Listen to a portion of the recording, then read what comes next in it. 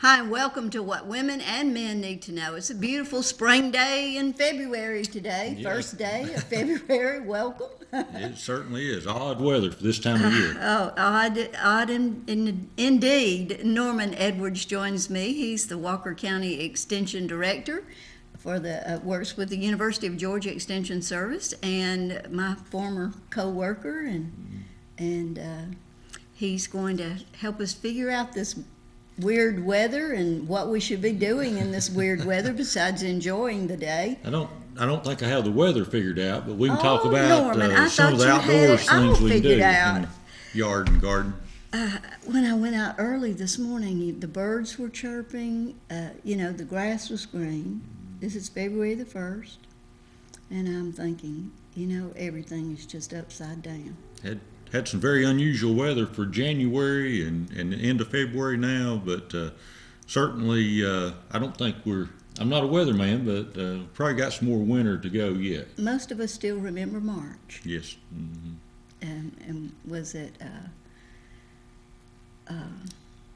who was that guy who said, "Beware of the Ides of March"? I believe that was Shakespeare, was it? May have been, but yeah, we can certainly Yeah. have plenty of winter weather in February and on into March sometimes, even though it doesn't feel like it out there today. Right. So we're gonna enjoy today and talk about what we need to be doing, because we can't pass up all these pretty days just saying, "Wow, it's a beautiful day today." We need to use these to work. We started getting a lot of calls at the extension office about outside jobs and chores. A lot of individuals interested in getting outside and feel like getting outside and doing something in the nice weather. And there are a lot of different tasks that we need to do right now, but still, since we're in February, although it doesn't feel like it, we need to hold off on some others. And we'll talk some more about that, what we can do now and what maybe we should hold off on doing for another month. All right. So what should we do, Norman? I know last year was such once again an unusual year because we couldn't do anything because we had no water and we had extreme heat, so it really prohibited us from doing the things that we normally did. Yeah, and with the drought, we saw a lot of impact from it. We're still seeing some, and I think in the spring we're probably even going to see more. And what I mean is, last summer we saw a lot of lawns dying out, thinning out, and just not doing well at all. A lot of individuals wanted to reseed them last fall, which is the recommended time frame, but with the dry weather, it didn't rain in September, October, until the end of November. You couldn't reseed in the fall, so there are some individuals looking at reseeding a home lawn, and latter part of February, early March would be the time to think about doing that. If you've got a fescue type lawn, or trying to have a fescue type lawn. If you had. Fescue is the most common lawn grass here in this area. It's the one that's going to stay green throughout the winter months. Doesn't do a lot of growing in the winter, but it does stay green. The ideal time, again, is planting it, seeding it, or overseeding it in October, but the weather last year wasn't good for that, so the next best time would be early spring, and the earlier you can get it out, the better.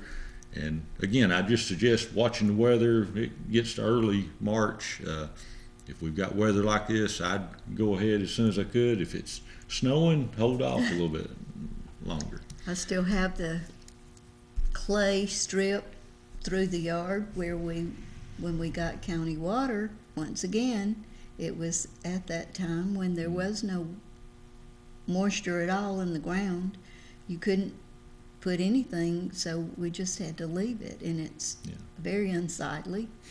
But it's not the only place where there's things that need to be taken care of. But you just waste your money to go out there and put seed down and try to water such a long, narrow strip like that. So yeah, and it was as dry and hot as it was. It just takes a tremendous amount of water to try to keep something moist like that, try to get grass growing in that type of situation. Just about impossible for us to do without a irrigation system in a lawn. And even then, it takes a lot of water. But we're coming up on that time when that would be appropriate. Like I say, another month or so down the road would be the time to do that. We have folks at the same time saying my lawn grass really thinned out. It's 60 degrees outside. Can I put fertilizer out and try to get what I have, encourage its growth and all? We need to hold off on that too. Okay. About another month, early March or so. The type of fertilizer that we have nowadays, the nitrogen source of it is urea based. Urea based nitrogen has to have soil temperatures up in the mid 50s for it to be converted to usable form. So if we won't hurt anything put out now, but you won't get anything out of it because the soil temperatures, even though we've got mild temperatures, are in the low 50s, even on the warm days like this. So it's just going to sit there. Yeah, it's just going to sit there, and if we get a tremendous amount of, or fairly large amount of rain between now and time it's utilized, we could lose part of that. So ideally, we want to put our fertilizers out when that grass is ready to take off growing, or whatever plant, our vegetable garden. We want to put it out right when that flush of growth is getting ready to take off, and where it can be utilized fairly rapidly. Well, speaking of rain, I've heard different opinions and different people with different opinions, as is always true.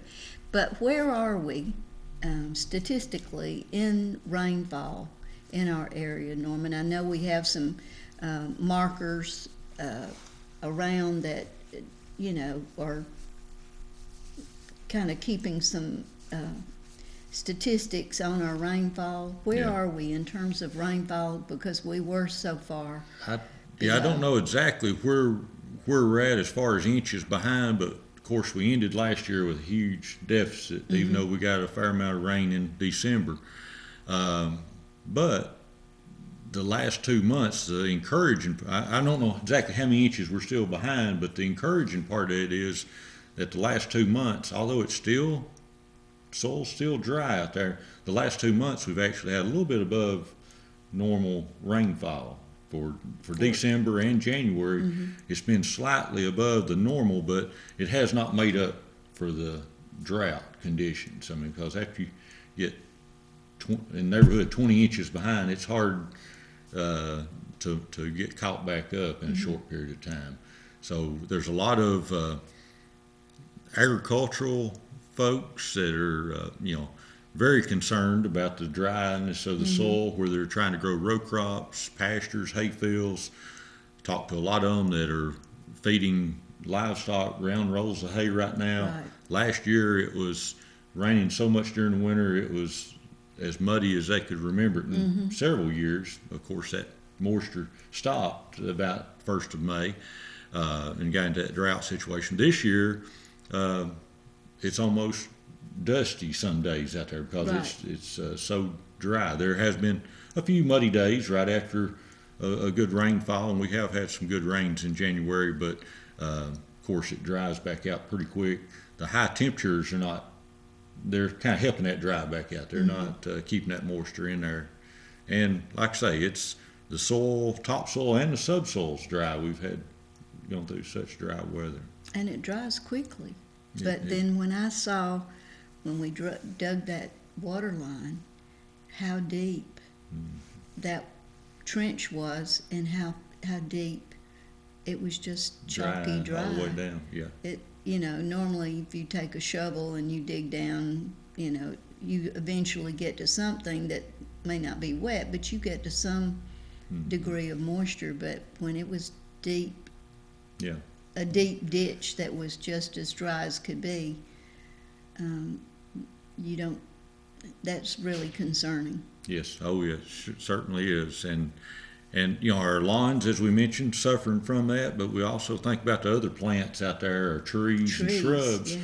They have deeper roots on them as a general rule, but it's dry down there deeper in those soils. I mentioned a few minutes ago, we're still seeing some effects of the drought, and that's a lot of the shrubs and evergreens that we've seen turn brown in the last month. And all that, we've got a tremendous number of calls about Leland cypress turning brown. And if you ride around, you don't have to look around too far to see rows of them that are turning brown. And most likely that's just the lingering effects of the drought, the severe stress that they were under. I hope we don't see more, but I'm afraid that when things start greening up this spring, there may be a lot of the trees out, the deciduous trees that lost their leaves may not green up. Really? Just because they may have, when they lost their leaves last fall, they may have been on the way to dying out and not known at that time. So I'd expect there's going to be some dogwoods and maybe maples, a few oaks around our landscapes and stuff that may not green up this spring because of the severe drought we went through last summer. So we still are yet to see some of the more. The larger the plant is, as we get on in, like the grass, we see pretty immediate effects. The trees and some of the larger shrubs have more reserves built up in them, whether it takes a longer period of time for it to show up in that. Right. A lot of these Leland cypress we see turning brown right now look fine in October, and then after we start getting the rain in late November and December, have started having their needles turning brown. So we may still see a lot of things disappear from the landscape. Very, I mean, if you think back, it's very severe drought, absolute, virtually no moisture got down to a deep level, after the first of the summer until December. So when you think about the depth of a lot of those roots. It's a long, dry spell. And then we see the leary oak. It looks like it has never been affected whatsoever, and it doesn't have deep roots. Some plants can very tolerant and handle a lot of different adverse weather and all. Let's talk about things we do now. Of course, replacing some trees and shrubs, and we can talk more about it in a minute. Maybe is one of those chores that this is time to do. Yeah. 7712, did you have a question for Norman? Yeah, our pond almost went dry, and we have big old catfish in it. Yeah. And I mean, it was low. So my husband had a well dug, and he's going to run pipe down to the pond in case that happens again. I was so afraid we was going to lose all of our fish. And it's about an acre pond. Wow. And it's spring fed, but it's been there so long till it's muddy on the bottom. Yeah. We heard of a lot of individuals that had ponds get extremely low, lower than they ever seen them, or completely dry up in a lot of cases. Several. Exactly. Yeah. My husband said, "Well, I'm going to do something about that, so if it happens again, I can run water in it." Yeah. It was certainly a very unusual year. The long-range forecasters that I've heard, it doesn't sound real good. There's a possibility of more dry weather this summer. I'm not a weather person, so I'm hearing different things, but I certainly hope we don't see similar weather this summer. 220-foot well dug, so that guy said, "Well, you should have plenty to put in your pond and use at your house too if you had to." Yeah. Do you have a well at your house, or do you have county water? Or county water, but he said we could use that well for both. You don't have to. Yes. If you do, end up needing to use some of the well water at your house, you may I'd advise having it tested. The Walker County Environmental Health Services office in Lafayette, they'll do a bacteria E. coli test, very important health type test to have run on Well, it. he's going to. He hasn't run it a whole lot yet. Okay. And he wanted to run all that. You know how it's muddy when they first drill it. Yes, ma'am. And Yeah. he wanted to run some of that in the pond until it clears up some, then he'll do that. Yeah. And if you're just using it in the pond and gardens and stuff like that, it would not be a real big concern. But if you're going to use it in a home, I would. Tested though, because you never know when a child might go out there and turn the hose on and get Yes, a ma'am. drink. so how we used to do and Yeah. play in it and get wet, and so I would still want it tested. Yes, ma'am. And the extension agent does that. Through the extension office, we can do some water tests. We send them actually to the University of Georgia, but it's more just mineral tests. If you have high iron or staining or hard water and those type things, and they'll recommend a treatment system to correct that problem. The E. coli bacteria test has to be done within 24 hours of the sample being pulled, And of course, our lab's in Athens, Georgia, and having to get it there, it doesn't work out real well. So call the Walker County Environmental Health Office. They're located in Lafayette, just up the street from the courthouse. And they're the local ones. They come out and pull the sample and test it locally. Okay. So it can be tested within that 24-hour period. Okay, buddy. Okay. Thank you. And I think if I remember correctly, I had to sign a piece of paper saying that I would not, when I signed on to county water, that I would not have any of my well water coming into the house, into the site. Now, if you did that, you would have to have it on a separate line, but you could not have it on the same water line system Okay. as your county water was running on because of that possibility of contamination. Yeah, that sounds logical. I didn't realize that we'd have to have it on a separate system coming into the house. Yes, if you did want to have a faucet or something of well water in the house, you would have to have it on a separate, totally separate, not with your other, mixed with not your in the other. same plumbing. Right, right. Yeah, and for most uses outdoors, around the garden, lawn, in a pond, in her situation, that bacteria test is probably not real important, but if it's going to be consumed by humans, that'd be Right. very important. Most all of our water, we don't like thoughts of bacteria being in water that we're using around flowers and all, but most all water it's exposed to the air and environment very quickly will end up with some bacteria in it just Right. because of being in the environment. But enclosed in the spigot or plumbing, it should not be exposed to that at that point in time. But as we were mentioning earlier, this is the time to think about if you have those shrubs around the house that didn't make it through the drought last summer. You have some Leland cypress that are turning brown right now. I hate to say it, but it's probably get somebody with a chainsaw, have them removed and plant some more this time of the year so those roots can get started in the ground before the tops start growing now with our warm weather coming soon down the road, warmer weather coming. And I think I shared with Norman the other day, when I just had all my old shrubbery removed, so I have a big area to consider, but a lot of the plant materials are not in now to purchase to, begin doing that, so. A lot of the garden centers get those large orders in the spring of the year because that's when most individuals think about doing it. And you can plant a potted plant about any time of the year, but the later you plant it in the year, the warmer it is, the closer you're going to have to stay with that water hose or watering can, making sure it doesn't Right. get dried out. And it's not something you'd have to do every day, but at least once a week you'd really want to saturate it and get the soil good and moist around it.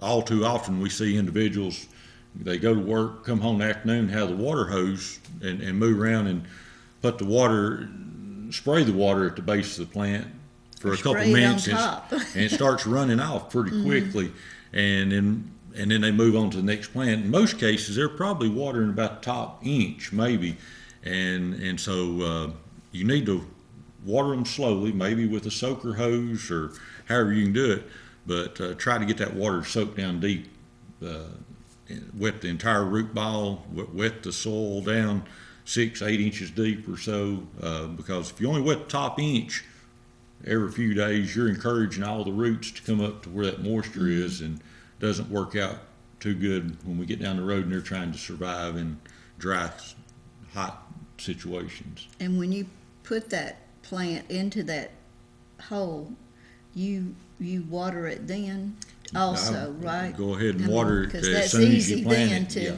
And it'll absorb that water. That loose soil will absorb the water real well. So yes, you need to water it in at that point in time. A lot of times when you water it that first time, the soil's going to settle around it. So you may even have to pull a little bit more soil in to fill those low areas around. And I know it's kind of getting into other things, but As far as planting on trees and shrubs, dig the hole only as deep as the root ball on the plant. So when you set it in there, it's setting on a pretty firm bottom. And then dig it larger in diameter so you can fill in some loose soil around it. The reason for that, a lot of people like to dig a real deep hole, fill it back with loose soil, and then put the plant in it. The day they plant it, everything looks great. It's planted right at the right level. After it rains a few times, it sinks as that soil settles in the bottom. And you may end up with a shrub or a tree that's planted 2 or 4 inches too deep as that soil in the bottom settles in. And those deep planted shrubs and trees, we see problems down the road with them. They just don't last near as long as one that's planted at the correct height. They're not like tomato plants, are they? No, tomato plants, we need to sink those down deep in the ground, and they'll form more roots on the stem. But not shrubs and trees, it's a death sentence usually for them. We see a lot of them, the bark will start cracking a few years down the road, and they'll develop root rot issues and die out pretty soon. And there are a few plants you want to plant a little bit above. The rhododendrons, you want them a little bit high. Alberta spruce, you want those just a little bit above the soil level. And I'm not talking real high, but maybe an inch, the top of that root ball, maybe an inch above the surrounding soil. And that's just so you have good drainage. Water doesn't stand right up around them. Both of them can develop some root rot issues if they're planted too deep. And that planting is probably one of the most important times you spend in the process. It is, and if you think about shrubbery and trees, hopefully it's a long-term project. It's going to last for a number of years. So a little bit extra time preparing the site, putting it in the right spot to begin with will help out a lot down the road, and you won't be pulling it up and replacing it a couple of years. We see a lot of them that are, that's very easy to do when you have a small 1-gallon container plant. Plant them right up next to the foundation of the house, or maybe planting them too close. If you look at a lot of these Leland cypress that are dying now, a lot of them are only 4 or 5, maybe 6 feet apart. When we think about the size, the spread that they will have, I know usually we plant them so there'll be a screen and block of view, and they quickly do that and works great until they get a little bit too large for that, and it's, we just need to think about the mature size, whether it's a shrub, tree, or whatever, when we're and it always tells you on that little tag, but we just don't like to read. On the back of the tag, it does have that information. The booklet that you had earlier is one we have. This booklet here we have at the extension office, and it's got the mature size of most trees and shrubs, and will help you on getting you information on how far apart to set them. Besides how far apart to set them, the other thing we need to do is think about how tall they're going to get. I know, they're like babies. They grow up. They do. And if we plant a tall growing shrub right in front of the window or in front of the porch, we may want to block the view, but most individuals don't want them to grow up in front of those windows or in front of the porch. The wrong plant can work you to death over the next. They get mad and they go out there and just cut it down. I know some individuals that prune some hollies twice a year so that they can keep them down from in front of the windows on the front of their house. So think about the mature height. If you can select a shrub or a tree that's the right height, it'll really help you out in the long run, reduce the labor and time pruning down the road. Right. And if you've got power lines around too, it will make them look a lot nicer if the utility companies don't have to come through and cut the top out of them. Yeah, they're slashing. 7646, go ahead with your question. This me? Yes, go ahead. Okay. I was going to ask that guy about tomatoes. Have you heard about tomato rot? Yes, sir. We get through the summer months. We get a lot of different questions about tomato plants because so many people grow tomatoes. Tomato rot. I bring some at right when they're green. When they get ripe, They turn brown and start rotting on the bottom side of the tomato? Yes, sir. And what I did to try, or maybe you know something better, I put, when I planted, I put Epsom salts down in there. Yes, sir. I've heard that will do something to the ground to help on that rot. Yeah. But there may be something out there for that, or you might have some kind of remedy. Okay, it sounds like the most common thing we see when tomatoes are rotting, and usually it's on the bottom side, on the blossom end of it, is a condition called blossom end rot. And they will get brown and sunken in on the bottom side, and it just totally ruins that fruit. And usually it happens when just before they're usually kind of large, just before they start getting ripe at first when it starts happening.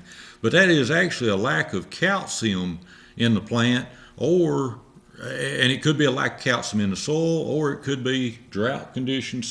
For some reason, the plant just can't pick it up. So, Yes, I'd say give 2 times there, you pretty well hit on the head.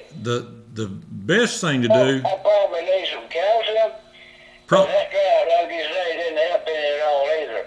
No, let Norman finish telling you what. The best thing to do to probably try to avoid that would be pulling some soil from that area, send it off, having the soil analyzed. It'll tell you what the calcium level is. We can help you with that at the extension office. If you're in Catoosa County, you can go to Ringgold to that extension office. But have the soil tested. It will cost a few dollars to do that, but it will help you make the right amendments to the soil so they have all the nutrients they need. Now, if you do that and you don't have time to do it, and you have those problems show up this year, when you see those very first ones getting that rot on, pick those off, discard them, throw them away, and go to the farm garden center and buy a liquid calcium product. It's usually called Blossom End Rot Stop, STOP, Blossom End Rot Stop. All it is, it's not a pesticide, it's a mineral calcium in a liquid form. You'll mix up a little bit in a sprayer with water, spray it on the leaves twice, about a week apart, and usually you won't see any more of that during the summer. It'll correct it pretty quickly for that growing season, but sometimes you can head that off by soil testing first. Yes, sir, that's great.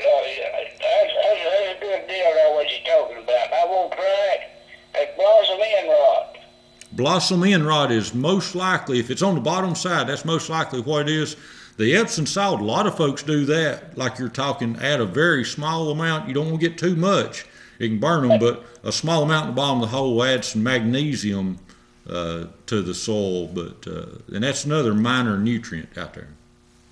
Well, I appreciate you answering my questions, sir. You have a good day. Okay, yes, sir. You're welcome. We have more questions about tomatoes than any other plant. It's amazing. There's a lot of different things, but as far as fruit rotting, blossom end rots, I think it gets everybody. I think we get a lot of calls about that. That blossom end rot stop works. It's a quick fix. It won't fix the soil and fix it forever, but for that growing season and times when I've had cases of it, spray them a couple of times, pick all the fruit off that's affected because you won't turn it around. You can't fix what's already. Yeah, but discard it and spray it, and usually that takes care of you for that year. It does, and it doesn't take much to pay for a soil sample when you're talking about big, beautiful tomatoes being having to discard those. And you've been watching them get ripe, and all of a sudden they discover they have a rot forming on the bottom of them. Right. And we're anticipating those too this summer. Yeah, last summer wasn't the best for vegetable gardens. It wasn't, but we did have some. Some individuals had some that, especially where they got them out early or could do some extra watering. Certainly, never want to wish for a drought, but we had less disease problem than we almost ever have, and that's because a lot of disease issues are brought on with moisture. So in hot, dry years, the diseases could not even grow and spread on our vegetable crops. And sweeter fruit. Yeah. Sweeter fruit. We're going to stop right here and hear from our sponsors, and when we come back, Norman will continue. And if you have a question you need to ask, then be ready. We'll return in just a few minutes. We're on the air 24/7. A North Georgia taste of heaven, a fun place to be. And we're your family, you'll see TV. For over 4 decades, your neighborhood ShopRite supermarkets have been the standard for quality and service. Locally owned means you'll find a smile on every aisle. Best meat at the best prices. Farm fresh produce. Weekly specials on a variety of products. Get the ShopRite seal of approval. You can't shop wrong at ShopRite. ShopRite this week, they have sirloin tip roast for $2.99 a pound, sirloin tip steaks for $3.29 a pound. They also have red ripe tomatoes we were just talking about, 89 cents a pound, green cabbage for 39 cents a pound. I don't know if you can grow it that cheap, Norman. And they also have their Bush's baked beans, 3 cans for $5, Kraft salad dressings, 2 for $4, and they have Philadelphia cream cheese, 3 8-ounce packages for only $5, Daisy sour cream, 2 for $4, a whole truckload of garden fresh produce, including Cameo apples, 89 cents a pound, a 3-pound bag of Peru sweet onions for $1.99, and my favorite, ripe avocados, 89 cents. These are just a few of the many values you'll find at your local ShopRite store, where they still take your groceries to the car. The best time to plant a tree was 20 years ago. The next best time is right now. The same rules apply to financial success. Saving money is the first step towards financial independence. And at the Bank of Lafayette, we have an investment account for every situation. How much you save is not nearly as important as establishing a regular pattern of saving and placing of your money aside in a safe and secure place. Whimsical thinking and immediate gratification can rob you of a financially secure future and a safe and comfortable retirement. At the Bank of Lafayette, we can help you choose an investment account that will help you reach your immediate, short-term, and long-term goals. The one rule that always applies across every economic timeline and condition: the sooner you begin saving, the faster your money will grow. Bank with confidence at the Bank of Lafayette, your hometown bank for more than 110 years. Equal housing lender, member FDIC.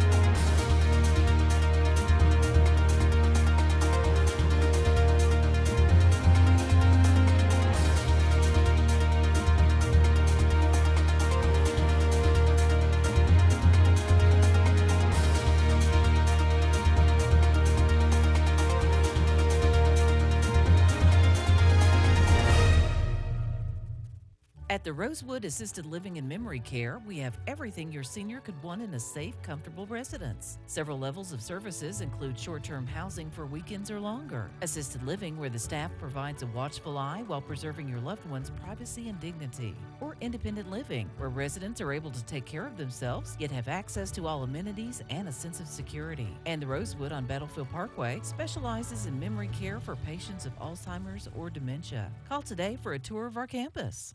MetaThrift Pharmacy, located at 324 West Patton Street in Lafayette, across from the ShopRite. MetaThrift Pharmacy provides prescription drugs, including compounded prescriptions. They also have diabetic supplies, including custom diabetic shoes. They have lift chairs, potty chairs, shower seats, and other durable medical equipment. MetaThrift Pharmacy in Lafayette has a friendly, well-trained staff that will help you with your drugstore needs, whether you're on the phone or in the store. You may also leave your refill request on their automated phone system, available 24 hours a day. Make them your choice for your pharmacy needs. MetaThrift Pharmacy, 706-638-3114. We're on the air 24/7. A a North Georgia taste of heaven, a fun place to be. And we're your family, you'll see TV. We're back now. Norman Edwards joins me from the Walker County Extension Service, and we're talking about whatever you want to talk about. He's trying to get us going, to get some things going here in these beautiful days we're having, and now today, February. And so if you have a question about your lawn or what you need to be doing, or if you found some things that look dead and you're not sure if they are dead, but they're brown, how brown do they need to be dead, or are they just dormant, Norman? We don't know if they're dormant or dead, do we? That's right. And there's several of them. We mentioned earlier the Leland cypress. I can't tell you how many calls we've received about those in the past few months. The bad part about those and junipers in that conifer family, if the needles are brown on them at this point in time, it's not a good sign. They do not green back up. If you prune out those dead limbs, they're not going to sprout out new branches like a maple or oak or other deciduous tree would. So if a large portion of that Leland cypress is brown, or if you think that you go in and prune it out, or if it doesn't green back, the brown ones aren't going to green back up, it's going to be very misshaped down the road. So I guess just need to make a decision how much of it's brown, because the brown part's not going to green up. It may be best at this point in time, as I mentioned earlier, I hate to say go out and remove them or cut them down, but in some cases I've seen that might be the best option. Assume that it's dead. If they're severely affected. A lot of our, we see a lot of other trees with no leaves on them and all, and that's not concerning at all at this point in time. We just need to wait and see what happens in the spring. But our evergreens, Leland cypress, maybe I've seen several pine trees, needles turn brown on. Yeah. Not a good sign for either one of those. They should not be doing that, and most likely, if they haven't completely died, they're on the way out probably, and will once it gets warmer. So still some yet to be told. Yeah. And as the caller called in a few minutes ago about the tomato plants, we see a lot of different samples of tomato plants during summer, get a lot of calls and questions. We welcome you to call in today, but maybe you don't have an issue right now, and a few weeks down the road or this summer you might with a tomato plant or a home shrubs or tree. Feel free to give us a call at the extension office. That's what we're there for. We have folks come into the office with tomato plants, tomatoes with the rod on them, or a branch off of their azalea with some insect damage. We get pictures emailed to us. We talk to a lot of folks on the telephone. We're glad to help out whichever way works best for you. So feel free to give us a call. If it's not today, later on this summer, when some issues come up around the home. That's right, because don't take an answer that's incorrect. Go to the source of valid information. That's my sign I carry. Don't go ask someone who doesn't know. Ask the person who does know. Well, nowadays there's a lot of different sources of information. We can find information about any time of the day. We have to make sure we're getting it from a good, reliable source, and it's not a source that has some motive for telling you the answer to it. We're non-biased. All the information is research-based through the university. We're not trying to sell a product. So we want to try to help you out in growing the best tomatoes that you can for your family, or protecting that investment you have in your shrubbery and trees, home lawn, and make things a little easier on you if we possibly can. Keep that one growing healthy instead of having to remove it and plant something new. And a lot of advice you get comes from someone who does have a monetary stake in that product, so they want to always encourage you to just buy that one whether you really need to or not. And what Norman is saying is the advice from the Extension Service does not have a monetary stake. It's totally unbiased. It's not supported by any of those companies or whatever. So you're getting the advice that you need, and then you make the decision yourself. So, and that's one question we get this time of year is what type of, I want to plant a home orchard or 3 or 4 apple trees in the backyard. What's the best variety to plant here? And before you go looking around, seeing what's available, I'd encourage you to stop by the Extension office. We've got a free publication we'd be glad to give to you. It's available free for, coming in, stop by the office, give us a call if you can't make it into the office, and we can drop publications like that in the mail to you. But it will give you a listing of trees in there that myself as extension agent didn't select, but our specialists in the horticulture area that have done a lot of research with them have selected these certain trees that do best in not just Georgia, but North Georgia, because there's a huge difference between the north and south end of the state. The trees that do well, especially when we talk about fruit trees that are very susceptible to cold damage. When you plant some fruit trees, you have to be concerned about pollination. Apple trees are one of those, so we need to plant at least 2 apple trees to get good pollination. And go a little further than that, we have to plant 2 certain varieties. All apple trees will not bloom at the same time, so we need 2 that are going to bloom at similar times. That little free publication that I talked about, it's going to talk about the apple trees that do best in our area, but it'll go on to tell you that what to plant with a Red Delicious so that they'd be blooming at the same time, and those honeybees and insects can help them cross-pollinate. There's many of them, like a peach tree, that does not require 2 trees.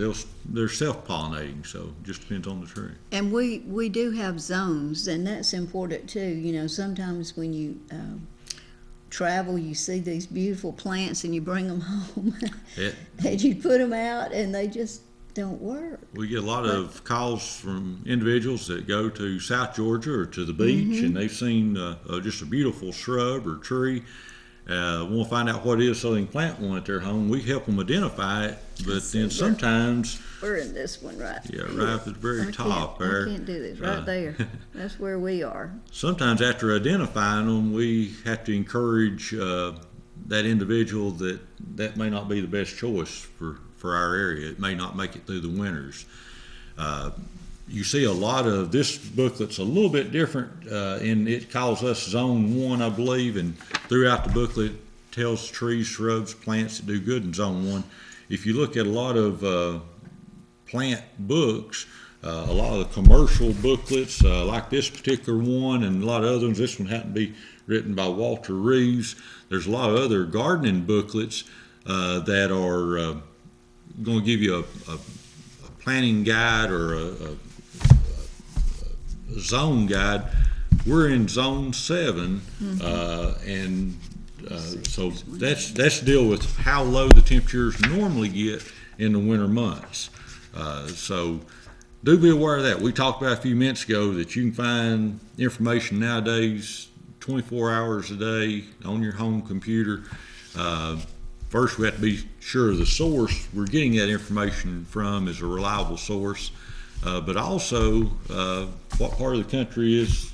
It may be good information a university's putting on there in Michigan or Oregon that may not be relevant to Georgia. Because it's colder there, believe it or not. We think we are freezing, but it's really colder there, and their whole winters are different than it is here. And one thing that we've run into in the past couple of years, I know we've had some very unusual weather this year, very mild weather. The past 2 winters, we've had some very cold temperatures. We've had a lot of dieback, particularly on fig bushes. We've seen more dieback on fig bushes the last 2 winters that I can remember in the past 20 years. And our horticulture folks say that's because we went from fairly mild temperatures like we have today to it turning off down in the teens immediately following it. So the plants, a lot of plants up north, they have that cooler weather. It cools down, they go totally dormant, the sap goes down, and they don't have the fluctuations back and forth as much as we do with the milder days, even though they do have some. It's not to the same extent. Well, imagine how frustrating it is for us. One day we can wear, a T-shirt. The next day you got on all the clothes you own. And so imagine how hard that is for a plant. I saw a weeping willow tree yesterday that's already starting to get some little green buds on the ends tips of the limbs. So those may get frozen back before it's all over with. But there are a lot of trees thinking it's springtime and ready to go. Right. You know, we talked a few minutes ago about fruit trees, and I'd really want to do my homework if I was going to plant a fruit tree and try to get the ones that would produce the type of fruit I wanted, but also there's some out there that have less disease and insect problems, more resistant. So if you're going to plant a few fruit trees around the home landscape, really do your homework before you plant them. This is the time of the year to plant them, whether it's blueberry bushes, muscadine vines, or pear trees. We'll be glad to help you, talk with you about some of the different ones, provide you with some publications about selecting those and planting them. If you already have fruit trees planted or making plans to plant them, keep in mind that most fruit trees aren't just something we plant and can go out and pick the fruit off of and forget about. Most of them take a fair amount of work during the year, and this is the time of the year that a lot of people that have peach trees, apple trees, pear trees, or if they haven't already gone out there, they're getting ready to go out and do annual pruning on it. And each year in the spring or summer, we have folks that have peaches that get a brown fuzzy rot on them or insects in them, apples that have problems, and during the summer months when they're harvesting that fruit, they want to know what to do to protect that. We're coming up on that time right now. First of all, doing some good pruning on them, thinning them out, opening those trees up. That helps probably as much as anything in producing good fruit.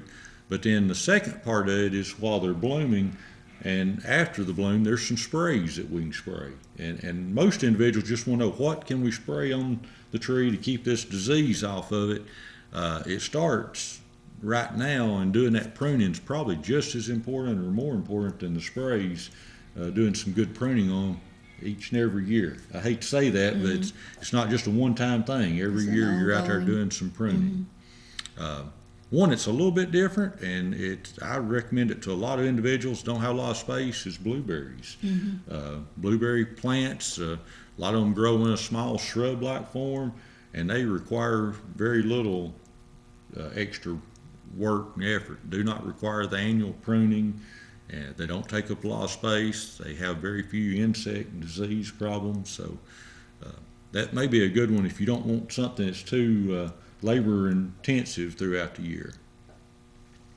So those go out now, and you just plant them and fertilize them when you plant them, or wait? I would hold off on the fertilizer on most all the trees and shrubs plant this time of year. Just plant them good, as we was talking about earlier, in the correct form or fashion. If it's a very large bush or tree, go ahead and take a little extra time and put some little guide wires on them or strings to keep them from blowing around in the soil. All too often we have individuals call and say, I planted a Leland cypress or a maple or a fruit tree is only 4 foot tall and planted last January, and this is June or July and it's already dead. We may go out and look at it, and you touch the tree and it just wiggles around, won't stand up straight.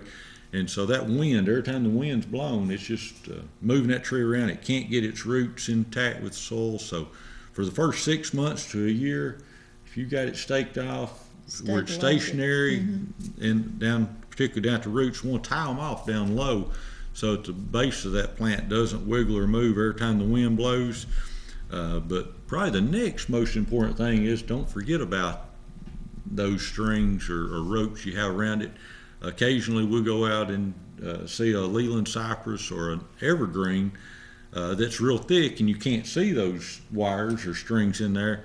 It's died from one point up, and occasionally go out and pull the plant apart and look, and it still has the wire or rope wrapped around it, and it's cut that plant off at that point. So after 6 months to a year, it's rooted in well, you can go out there and remove those stakes or strings from them. And it should be should kinda be structurally sound by should then. be rooted into the soil good at that point in time. Evergreens it's more important on evergreens than deciduous trees, those that lose their leaves, just because those evergreens are going to catch more wind Yeah. as they're trying to get established. So you can put those in your garden too, or even in your landscape, the You can. blueberries. Yeah, all around the landscape. One thing about blueberries is they require a little bit different soil type than most other plants. They'll grow in about any type of soil, but they like acidic soil better. Most of our plants like a soil that has an almost neutral pH level, a pH of 6 to 6.5. Our vegetable plants, trees, shrubs, lawn grasses, as a general rule, like a pH in the 6 to 6.5 range. Blueberries like it down around a little bit below 5, around 5 or 5.5. So if you send that soil sample off we was talking about earlier, it's going to tell you exactly what the pH is. If you got a pH of 6.0 and you're trying to grow blueberry plants, it's going to be an uphill battle trying to get them to grow and do well.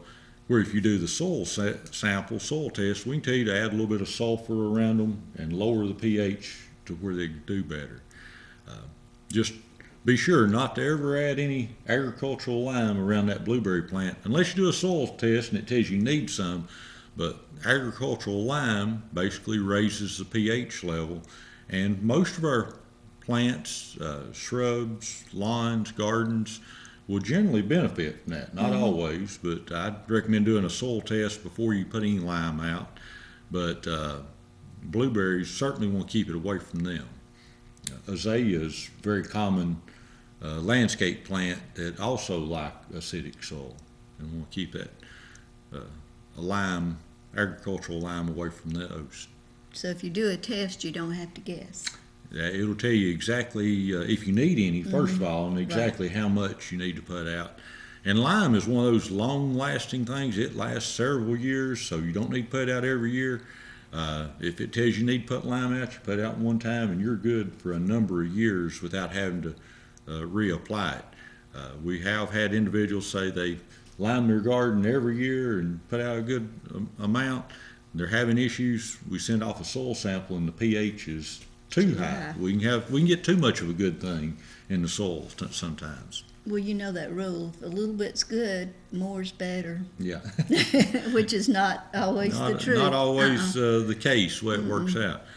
We talked a few minutes ago about pruning fruit trees, and this is the time of the year to do that. A lot of individuals are calling about pruning landscape plants, and during the dormant part of the year is usually the best time to prune most landscape plants or trees. If we need to do pruning, it's easier on the tree at that point in time.